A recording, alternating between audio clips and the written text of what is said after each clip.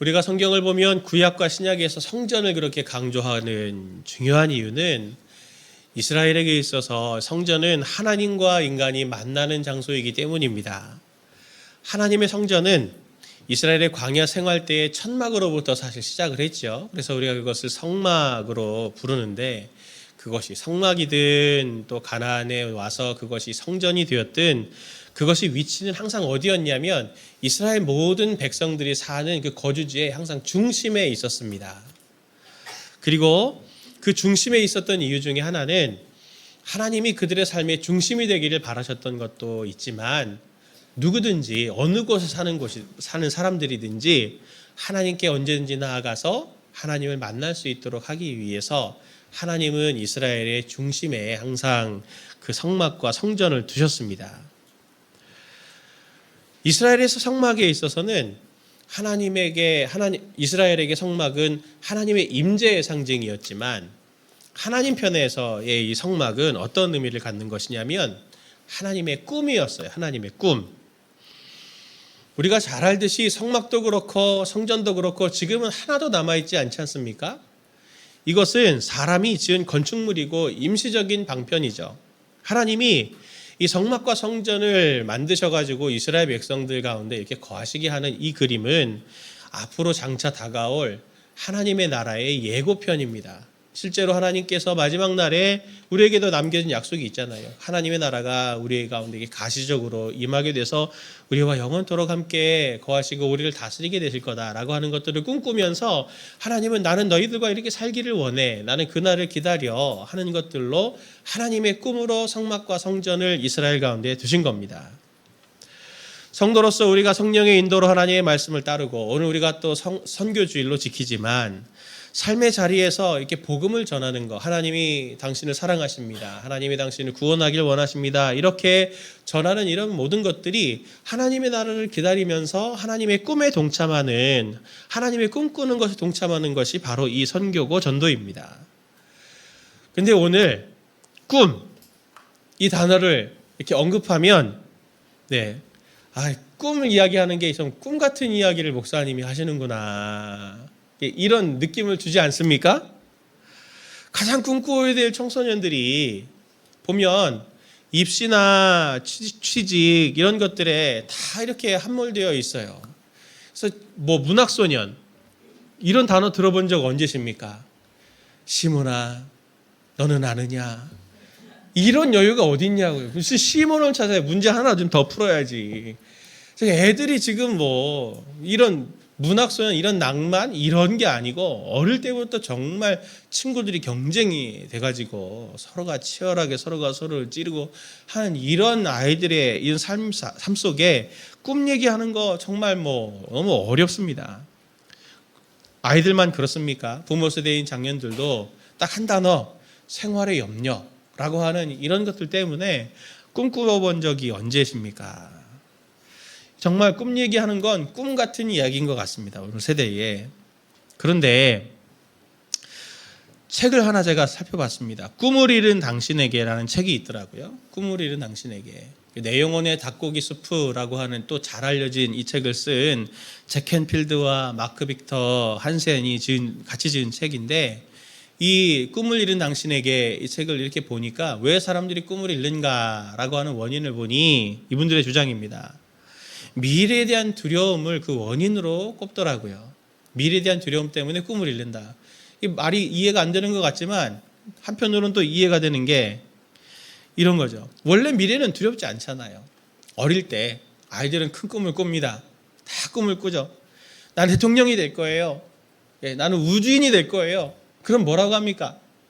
아 그래 하면서도 속으로는 그게 얼마나 어려운 건데 되겠니 그게? 어릴 때는 그렇게 꿈을 꾸고 대통령도 되고 우주인도 되고 산타크로스도 되고 별게 다 되겠다고 말을 하다가도 나중에 애들이 조금씩 크다 보면은 친구들한테 네 꿈은 뭐야? 난 대통령이 될 거야. 그러면 친구들이 그러죠. 네가 이러면서 상처를 받으면서 어려운 거구나, 안 되는 거구나, 이런 얘기하면 상처를 받는다, 내가 이제 안 해야 되겠다 하면서 꿈들을 점점 잃어가는 거 아닌가요?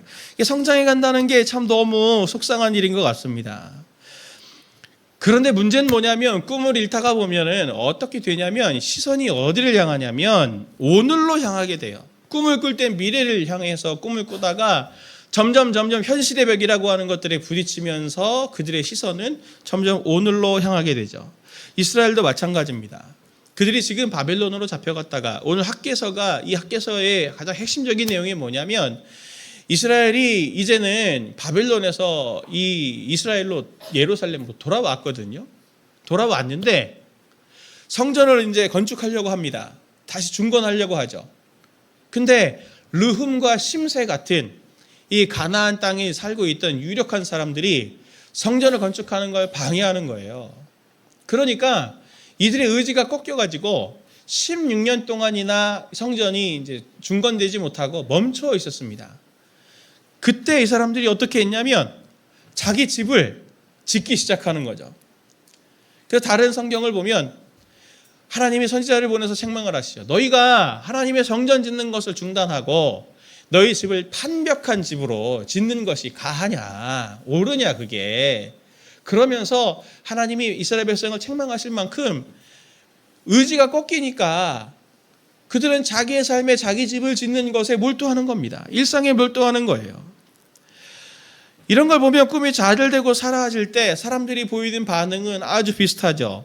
성도님들도 한때 다 꿈이 있으셨잖아요. 그게 얼토당토하는 꿈이어도 다 꿈이 있었지만 지금은 그 꿈 다 어디 갔습니까?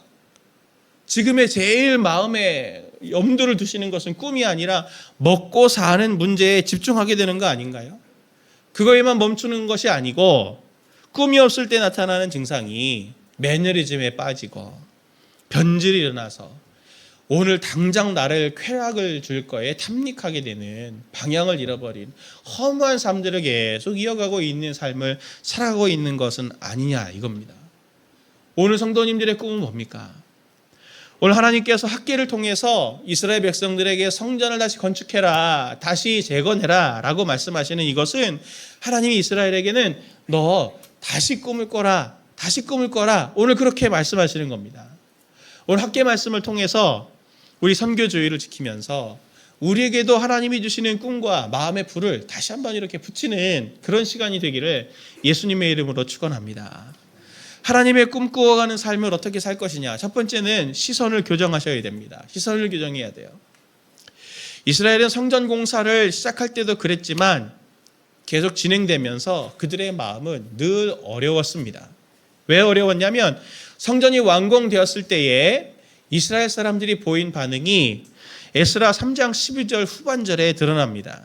그들이 이렇게 반응을 해요. 성전을 다 지어놓고 제사장들과 레위 사람들과 나이 많은 족장들은 첫 성전을 보았으므로 이제 이 성전의 기초가 놓임을 보고 대성통곡하였으나 이스라엘 사람들은 이 중에 족장들, 나이 많은 족장들, 제사장과 레위 사람들은 솔로몬 성전을 본 거예요.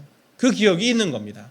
얼마나 금으로 화려하고 백향목으로 꾸며진 그 정말 최고의 모든 것들을 다 동원해서 만든 그 화려한 성전을 봤는데 지금 이제 성전을 보니 스룹바벨을 통해서 지은 성전을 보니 얼마나 비교가 되겠어요. 보잘것이 없고 그걸 보면서도 마음이 속상하고 오늘 말씀에도 하나님이 이렇게 물으시죠. 학개서 2장 3절 말씀을 보면 너희 가운데 남아있는 자 중에서 이 성전의 이전 영광을 본 자가 누구냐? 솔로몬의 성전의 영광을 본 자가 누구냐? 이제 이것이 이 스룹바벨이 지은 이 성전이 너희에게 어떻게 보이느냐? 너희 눈에 보잘것없지 아니하냐 하시면서 하나님의 눈에 보기에도 이거 진짜 보잘것없지 않냐? 너희들 보기에도 그렇지. 그렇게 말씀하고 계세요. 이전 솔로몬의 성전의 아름다움과 영광을 본 사람들은 지금 이 성전에 비교할 수 없을 만큼 하찮은 정말 이렇게 보잘것없음을 보면서 너무 속상했습니다. 그리고 왜 그 찬란한 영광을 잃어버렸던가? 내가 그때 순종을 잘했더라면, 우리가 그때 하나님의 말씀을 그렇게 선지자들의 말을 듣고 돌이켰더라면 이런 일이 있지 않았을 텐데 하면서 그것에 후회의 마음이 어려워서라도 많이 울었을 것 같아요. 그러면서도 또 이 초라한 성전을 보면서 이게 우리가 그토록 바벨론에서 꿈꾸었던 꿈의 현실이란 말인가? 이게 하나님이 우리에게 약속해 주셨던 그 모습이란 말인가? 이 비참한 성전이 우리의 꿈과 비전이었나 하는 그런 낙심도 안 들었겠습니까? 자괴감도 들고 여러 부정적인 감정에 복받쳐서 울었을 거예요. 저도 그럴 때가 있거든요. 저도 여러 번 말씀드렸잖아요. 저도 성도라고 목사지만 저도 역시 예수님을 닮아가는 과정 중에 있는 성도입니다. 저도 목사지만 여전히 연약함이 있고 지혜 없음이 있고 미숙함이 있고 죄성이 아직 극복되지 못한 것들이 있어서 그것들로 씨름할 때 어떨 때는 홀로 이렇게 기도하면서 하나님 앞에 스스로 너무 속상한 거예요. 네가 목사가 맞냐? 아직도 이런 죄의 문제를 해결하지 못하다니. 그런 네가 무슨 성도들 앞에 설교를 하고 신방을 하고 성도들에게 이렇게 하십시오 저렇게 하십시오 네가 그런 말을 하냐? 너는 자격이 없다. 성도님들은 안 그러세요? 성도님들도 예배 드리면서 아유 내가 안 졸려고 그랬는데 내가 오늘도 이렇게 졸았네. 나는 아직도 왜 이렇게 믿음이 없나 부족한가? 그건 제 책임입니다. 졸게 만드는 건 제 책임이 아닙니다. 성도님 책임이 아닙니다. 나는 왜 이렇게 신앙생활한 지 몇 년이고 직분이 뭐고 봉사도 이렇게 많이 하고 시간도 이렇게 많이 지나고 훈련도 받고 다 했는데 나는 아직도 왜 이 모양 이 꼴인가? 나는 정말 구원 얻은 사람이 맞나? 나는 정말 하나님의 자녀가 맞나? 이런 자괴감과 낙심 가운데 빠져보신 적 없습니까? 반복되는 실패와 낙심 있어 보신 적 없으세요? 그런 저희들에게 주님이 오늘 이렇게 물으시죠. 이것이 너희 눈에 어떻게 보이냐? 너희 눈에 네가 볼 때 어떻게 보이냐? 보잘것없지 않냐? 그렇게 오늘 물으시면서 주님이 이 질문 후에 이 답을 우리에게 주십니다. 학기에서 2장 4절 말씀을 같이 봅니다. 그러나 여호와가 이르노라 스룹바벨아 스스로 굳세게 할지어다. 여호사닥의 아들 대제사장 여호수아야 스스로 굳세게 할지어다. 여호와의 말이니라. 이 땅 모든 백성아 스스로 굳세게 하여 일할지어다. 내가 너희와 함께 하노라. 만군의 여호와의 말이니라. 아멘. 주님이 뭐라 말씀하십니까? 계속 강조하면서 스스로 굳세게 할지어다. 스스로 굳세게 할지어다. 스스로 굳세게 할지어다 하면서 굳세어라 금손아 말씀하시는 거예요. 자기 이름 넣으셔야죠. 굳세어라 홍길동아 굳세어라. 우리 시선을 조금 더 여는 게 필요합니다. 성경의 인물들을 보십시오. 특히 우리가 닮고 싶은 위인들을 보면 예수님을 제외하고 거의 전부 다가 결함이 있는 사람들이었어요. 과거가 있거나 숨기고 싶은 과거가 있거나 상처가 있던 사람들이었죠. 아브라함은 생존을 위해서 아내를 2번이나 팔았고 모세는 살인자였고 우리가 너무나 잘 알고 있는 다윗은 간음죄를 지은 사람이었고 그리고 사도였던 베드로와 바울조차 예수님의 배신자였고 핍박자고 폭행자였다. 그것을 우리가 복음서와 그들의 편지를 통해서 잘 알고 있지 않습니까? 보잘것없어요. 여전히 사도였어도 책망받을 것이 있었지만 작은 자들이었지만 하나님은 마침내 그들을 포기하지 않고 그들을 새롭게 하시고 회복시키셔서 당신의 영광을 드러낼 자들로 하나님은 삼으셨습니다. 그것을 볼 때 우리에게도 소망이 되지 않나요? 오늘 우리가 우리 눈으로 우리를 바라보면은 보잘것없지 아니하냐? 너희 눈에 무엇이 보이느냐? 보잘것없지 아니하냐라는 그걸 보면서 자격 미달과 함량 미달만 보이지만 하나님은 우리를 그렇게 보지 않으시고 우리를 이렇게 지금 보고 계십니다. 학개서 2장 5절 말씀 같이 함께 봅니다. 너희가 애굽에서 나올 때에 내가 너희와 언약한 말과 나의 영이 계속하여 너희 가운데 머물러 있나니 너희는 두려워하지 말지니라. 아멘. 오늘 본문에 보면 내가 너희와 언약한 말과 나의 영이 계속하여 너희 가운데 머물러 있나니 라고 말할 때 이 머물러 있다가 오메데트라고 하는 히브리 단어를 씁니다. 민수기 14장 14절을 보면은 똑같은 표현이 어디에 등장하냐면 구름 기둥과 불 기둥이 광야에서 이스라엘 백성들 속에 서 있었잖아요. 그 서 있다라는 표현입니다. 기둥이 서 있는 것처럼 그들을 인도하고 하나님이 그들의 진 가운데 함께 계시다고 하는 것을 보여주는 징표였던 구름과 불기둥이 서 있었던 그것을 표현하는 표현이 머물러 있다는 표현입니다. 그러니 이것이 우리가 오늘 보아야 할 창문이 되는 거예요. 우리는 신실하지 않지만 하나님은 우리에게 주신 약속을 우리 가운데 세워두셨습니다. 그리고 그것만이 아니고 하나님의 영, 성령을 우리 가운데 세워두셨죠. 그걸 보셔야 됩니다. 우리가 왜 일상에서 성도님들 무엇을 보십니까? 무엇을 보고 자꾸 낙심합니까? 미래가 암울해 보이는 우리 아이, 얘는 공부를 하네. 미래가 암울하구나. 그러면서 불안하고, 점점 늙어가는 남편과 나이 들어가는 아내를 보면서 기력이 빠져가는 그들을 보면서 점점 이제 우리는 이제 내리막길이구나. 이런 것만 보이고, 또 체력 빠져가는 나 자신을 보면서 지력이 빠져나가는 걸 보면서 나에게 더 이상 이제 소망은 없구나. 점점 암울하게 되어져 가는 그런 현실들만 바라보고 있는 거 아닙니까? 주님은 그런 삶을 살고 있는 우리에게라도 지금 찾아오셔서 학개서 2장 5절 말씀처럼 우리 안경알이 두 개이듯 너희의 두 눈을 이 두 가지의 기둥을 가지고 네 시선을 교정하라고 주님은 지금 오늘 우리에게 말씀하십니다. 첫 번째는 뭡니까? 언약입니다. 말씀이에요. 말씀입니다. 성경은 구약과 신약으로 되어 있잖아요. 제가 여러 번 농담처럼 말씀드렸지 않았습니까? 구약과 신약의 이 약은 뉴 메디신, 올드 메디신이 아니라고.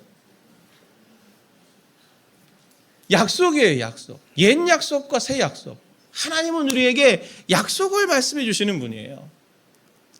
끊임없이 약속을 말씀해 주셔서 너의 미래가 있다, 꿈이 있다, 그걸 자꾸 우리에게 말씀해 주시는 분입니다. 하나님은 우리에게 약속을 세워주셨어요. 성도님들에게. 동시에 또 무엇을 우리에게 세워주셨습니까? 성령, 하나님의 영을 우리 가운데 세워두신 거죠. 이 말씀 약속과 우리 안에 세워두신 성령님을 통해서 우리의 일상을 보면 그것이 바로 영안으로 우리를 보는 겁니다. 이 두 아래 안경으로 보는, 영안으로 보는 이것에 대해서 바울은 오늘 이렇게 말하죠. 고린도후서 4장 16절에서 18절의 말씀 보면 같이 봅니다. 그러므로 우리는 낙심하지 않습니다. 우리의 겉사람은 낡아 가나 우리의 속사람은 날로 새로워집니다.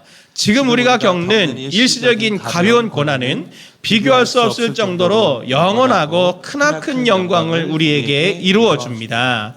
우리는 보이는 것을 바라보는 것이 아니라 보이지 않는 것을 바라봅니다. 보이는 것은 잠깐이지만 보이지 않는 것은 영원하기 때문입니다. 바울은 이렇게 말하죠. 우리가 보는 것은 보이는 것을 보는 것이 아닙니다. 보이지 않는 것을 봅니다. 그렇게 얘기를 하는데, 이렇게 바울이 보이지 않는 영안으로 보는 그것이 뭐라고 다른 곳에서 또 얘기하냐면 고린도전서 3장 16절의 말씀 보면 이렇게 말합니다. 같이 봅니다. 시작. 너희는 너희가 하나님의 성전인 것과 하나님의 성령이 너희 안에 계시는 것을 알지 못하느냐? 냐 그러시죠. 왜냐 그럽니까? 알지 못하느냐? 못하니까. 우리가 눈으로 보이는 것만 보고 있고 우리 안에 성령님이 계신 것, 그래서 우리가 성전된 것을 보지 못하니 왜 보지 못하느냐? 보아라. 강조를 지금 우리에게 하고 계신 거죠. 성도님들이 이런 존재입니다. 자꾸 성도님들이 우리의 눈으로 보이는 것만 가지고 우리를 판단하려고 하는 것이 아니라 하나님이 주신 우리에게 주신 말씀과 우리에게 주신 하나님이 주신 성령을 통하여 나를 보고 나의 일상을 보고 하나님께서 어떻게 일하시는지를 보려고 하는 그 관점으로 우리를 보게 될 때 성도님들의 삶과 성도님은 완전히 다른 삶으로 보이게 될 겁니다. 성전은 앞에서도 말씀드렸듯이 그냥 건물이에요. 텐트고 그냥 집입니다. 그것이 성막이 되고 성전이 될 수 있었던 건 거기에 하나님의 영인 하나님의 거기에 임하셨기 때문에 성막이 되고 성전이 된 거 아닙니까? 내가 사람들이 보기에 네가 보기에 어떠하냐? 네가 보기에도 한심해 보이고 네가 보기에도 초라해 보이고 네가 보기에도 소망 없어 보이지만 눈으로 봐라. 하나님의 눈으로. 그럼 너에게는 성령님이 있다. 넌 얼마나 존귀한 존재냐. 너는 얼마나 가치 있는 삶이냐라고 하는 것을 지금 주님은 우리에게 알기를 원하십니다. 그것으로 제 해석에서 볼 때 오늘 성도님들이 내 스스로 보기에 아무리 초라하게 보인다 할지라도 그건 중요한 게 아니에요. 하나님이 공급해 주시는 하늘의 힘으로 오늘 하루를 살아갈 수 있는 새로운 삶의 하루하루들을, 일상들을 보내게 되실 걸 꼭 믿으시기를 바랍니다. 하나님의 꿈을 꾸어가는 삶을 살기 위해서 두 번째로 우리에게 필요한 것은 하나님이 주시는 경험을 쌓는 것이 필요합니다. 오늘 말씀 보면 하나님이 반복적으로 하시는 말씀이 있으세요. 그게 뭐냐면 여호와의 말씀이니라 라고 하는 걸 계속 6번이나 강조하십니다. 여기에 말씀이니라 라고 말할 때 이 말씀이니라는 단어는 히브리어로 네움이라고 하는 단어인데 이게 그냥 말하시는 게 아니고 공언을 하는 거예요. 공언. 사람들이 많은 곳에서 선언해가지고 내가 이렇게 하겠다. 마치 공약 이렇게 발표하듯이 내가 이거 꼭 할 거다. 모든 사람에게 얘기한 건 반드시 지켜야 되잖아요. 그것처럼 내가 이거 반드시 지킬 거야. 모든 사람에게 내가 공표한다. 그걸 말씀하시는 게 오늘 여호와의 말씀이니라 라고 말씀하시는 건데 그 내용이 뭐냐면 4절 말씀을 보면은 첫 번째는 내가 너희와 함께 하노라 만군의 여호와의 말이니라 라고 하시면서 내가 너와 함께 할 거야. 그것을 공언을 하세요. 함께 하심을 약속하시죠. 그리고 7절 8절 보면 또 다른 선언하시는 공언하시는 내용이 나옵니다. 그걸 같이 보겠습니다. 7절 8절 또한 모든 나라를 진동시킬 것이며 모든 나라의 보배가 이르리니 내가 이 성전의 영광이 충만하게 하리라. 만군의 여호와의 말이니라. 은도 내 것이요 금도 내 것이니라. 만군의 여호와의 말이니라. 아멘. 오늘 7절 말씀 보면은 모든 나라의 보배가 이르리니 라고 말할 때 이 모든 나라의 보배가 이른다. 이게 무슨 뜻이냐면 은도 내 것이고 금도 내 것이라 그러셨잖아요. 내가 볼 때 초라해 보이지만 부족해 보이지만 이 성전을 건축하는데 부족해 보이지만 모든 금은이 다 내 거니까 내가 모든 나라의 보배를 다 이르게 해서 여기로 모아서 이 성전을 건축할 수 있도록 내가 도울 거야. 그걸 지금 말씀하고 계시는 거죠. 이 두 말씀 보면 하나님은 어떤 분이시냐면 성도님들에게 삶의 자리에 사명들을 주셨잖아요. 그 사명을 그냥 사명만 딱 주시고 어떻게 잘하나 보자 이렇게 지켜보신 하나님이 아니라 내가 너와 함께 한다. 걱정하지 마라. 하나님 말씀하시고 또 모든 나라의 보배가 다 너에게 이르러서 네가 그 사명을 감당할 수 있도록 내가 너를 도울게. 도우시는 하나님이십니다. 맡겨진 사명들이 다 비슷비슷해 보여도 성도님들이 하나님께서 성도님들에게 주신 삶의 자리들은 각자에게 맡겨진 몫이 있잖아요. 누가 대신할 수 없는. 그것들을 감당할 때 얼마나 사실 쉽지 않습니까? 또 거기에서 또 위기 상황이나 뭔가 계획을 변수가 굉장히 생기면 우리가 그렇게 마음이 좀 위축되지 않나요? 내가 할 수 있을까? 실패하지는 않을까? 괜찮을까? 마음이 확 위축될 수가 있는데 그럴 때 성도님들 구더기 무서워서 장못 담그는 일이 생기지 않기를 원합니다. 도전해 보십시오. 왜 도전이 안 됩니까? 목사님 두렵습니다. 상처받을까 봐요. 실패할까 봐 두렵습니다. 이해가 됩니다. 그런데 왜 실패가 있고 왜 어려움이 있냐면 성도님들이 살면서 이게 진짜 중요한 원리 중에 하나입니다. 성도님들이 살면서 지치게 되고 또는 상처받고 낙심이 되는 부분들의 문제들을 들여다보면 원인은 딱 하나입니다.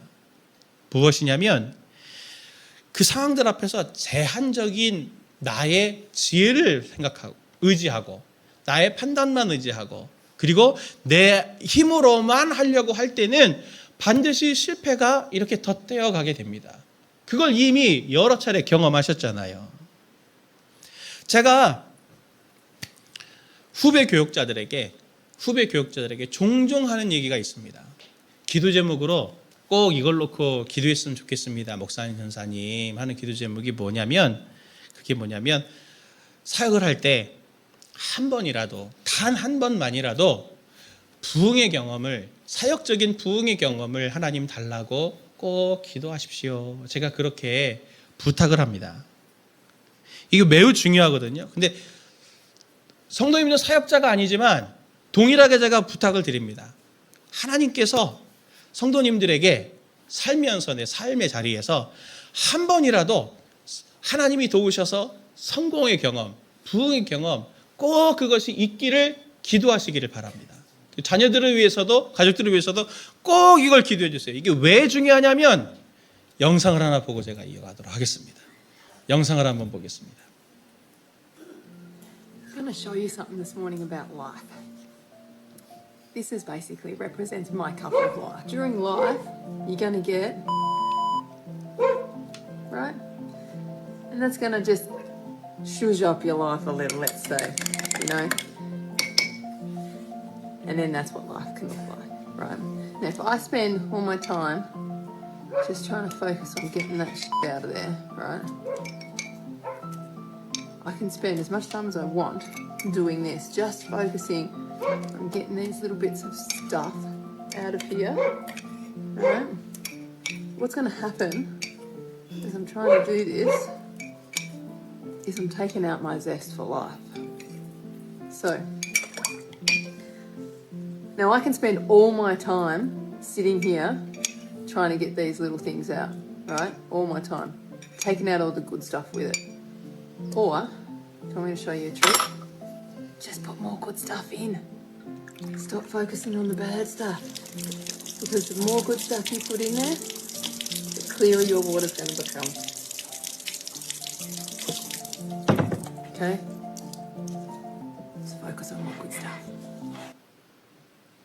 자, 저도 처음에 사역을 할 때 전도사 때부터 사역을 했으니까 아무것도 모르고 또 가르쳐주는 사람도 없고 그렇게 이제 사역들을 준비하면서 첫 수련회가 기억이 납니다. 중고등부 수련회를 해야 될 때 엄청 두렵더라고요. 준비를 많이 했지만 하나님이 은혜를 주실까, 이게 엉망이 되지는 않을까 엄청 두려움이 많았는데 나중에 그걸 몇 번을 경험하고 나니까 하니까 되네, 하니까 되네, 하니까 되네, 기도하면서 가니까 되네, 하나님 주신 마음 따라가니까 되네, 하나님 주신 마음 따라가니까 되네. 이걸 여러 차례 경험하면서 제게 있는 삶의 특징이 하나 있습니다. 몇몇 분들은 파악하시는지 모르겠지만 저는 일을 두려워하지 않아요. 일을 두려워하지 않습니다. 일을 두고 사역을 두고 걱정하지 않아요. 저에게 하나님께서, 저에게도 엄청 실패 경험이 많고 인생에 있어서 이미 제가 여러 차례 나눴지만 가정적으로 어려운 경험들 많고 불안한 경험들도 많고 실패 경험도 많고 상처도 많았지만 하나님께서는 저에게 저 영상에서 보았던 것처럼 덜어내는 방식이 아니고 끊임없는 하나님의 은혜를 부어주시고 하나님의 인도하셔서 성공의 경험을 주시고 하나님이 인도해 주셔서 부흥의 경험을 주시고 하나님의 은혜를 부어주셔서 사랑을 부어주셔서 회복의 경험을 주신 것들이 저를 살리고 저로 하여금 오늘에 이르게 있게 한 거거든요. 성도님들에게도 하나님 앞에 이 은혜가 있기를 원합니다. 하나님은 오늘 말씀을 하시잖아요. 내가 너와 함께한다. 내가 모든 자원을, 내가 이 땅에 있는 모든 금과 은이 다 내 거다. 내가 그것을 다 너에게로 모아서 네가 그 사명을 감당할 수 있도록 내가 도와줄게. 하나님 말씀하십니다. 성도님들이 삶을 살아가면서 아빠 엄마 역할하는 거, 엄마 역할하는 거 힘들고 어렵지 않습니까? 상처받을 수도 있어요. 근데 그걸 어떻게 극복하고 하시려고 합니까? 내 힘으로는 그걸 참으려고 하고 인내하려고 하면 할수록 더 자존심이 상하고 마음이 어려운데요. 그러나 하나님의 은혜가 덮어지고 불안한 내 인생 가운데 하나님께서 말로 다 할 수 없는 사랑과 은혜를 끊임없이 부어주시면 그것으로 하나님께서 이렇게 인도 따라 내가 되어졌네. 이렇게 했더니 그게 길이 되네. 이렇게 했더니 이게 감사가 되네. 평강이 있네. 생명이 있네. 라고 하는 것들을 경험하게 되면 될수록 성도님들은 상처에 매몰되는 인생이 아니고 현실에 매몰되는 인생이 아니라 하나님께서 주시는 그것이 말씀이든 삶에서의 어떤 도전이든 그것들이 비전이 되는 거죠. 하나님이 어떤 일을 행하실까? 한번 부딪혀보자. 도전할 수 있는 도전의 인생이 되는 겁니다. 사랑하는 성도님들, 오늘 우리에게 필요한 것이 뭡니까? 하나님이 우리 인생에 개입하셔서 말로 다 할 수 없는 은사와 은혜를 충만하게 부어주시기를 구하십시오.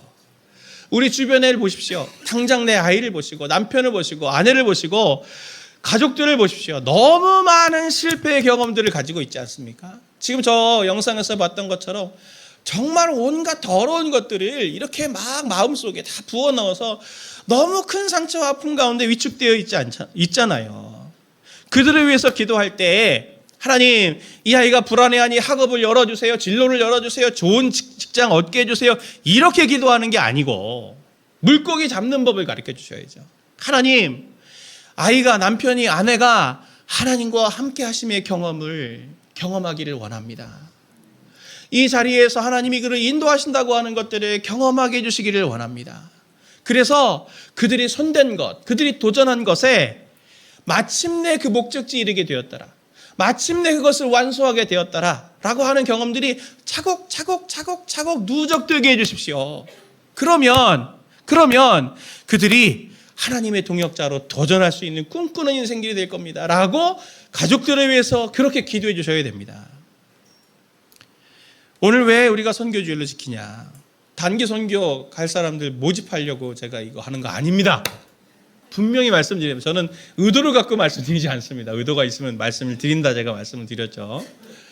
단기 선교 교회에서 이렇게 모집해서 가잖아요.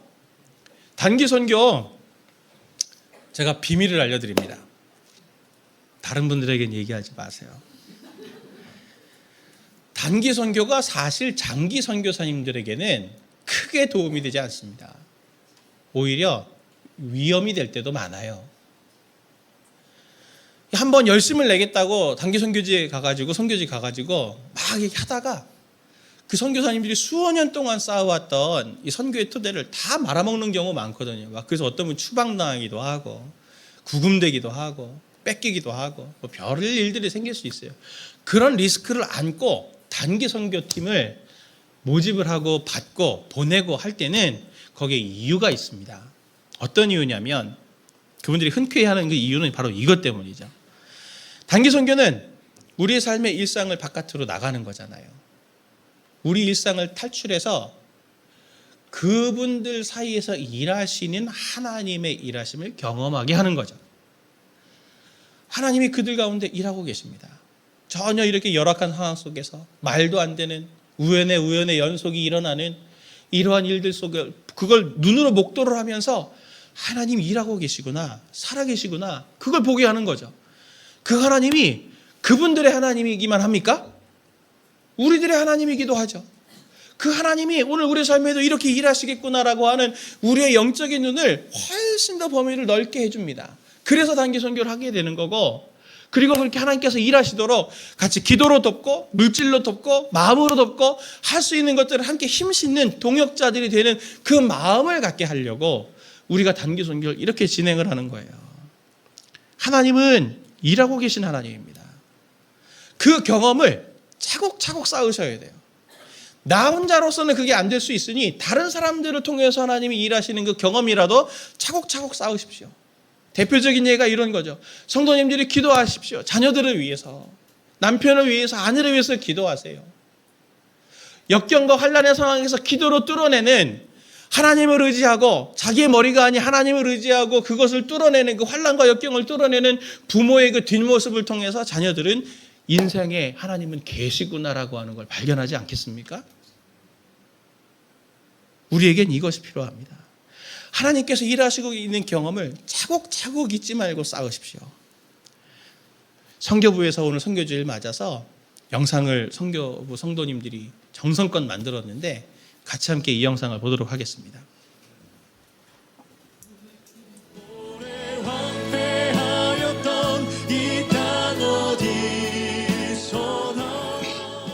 저희 선교부는 24년 교회로 선교하게 하는 선교부라는 방향을 가지고 온 교회가 선교에 동참하는데 돕는 역할을 하고자 합니다. 현재 매월 첫째 주일 선교부 정기 모임을 가지고 있으며 선교지를 위한 기도와 재정 후원뿐만 아니라 다양한 선교 현장에 참여하여 삶으로 선교하는 선교부가 되기 위해 애쓰고 있습니다.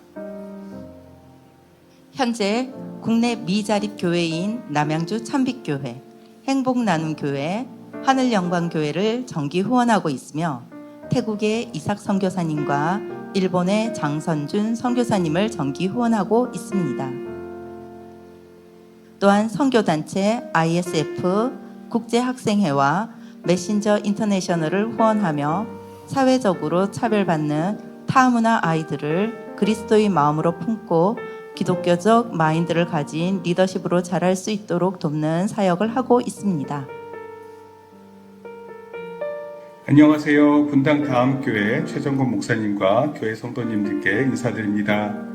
저는 경기도 광주 옥포 추자동에 위치한 하늘영광교회 정창경 목사입니다. 교회는 현재 30여 명이 출석하고 있고 2024년은 그 어느 때보다도 교회를 세워나가는데 저희가 온 노력을 다하고 기도할 예정입니다.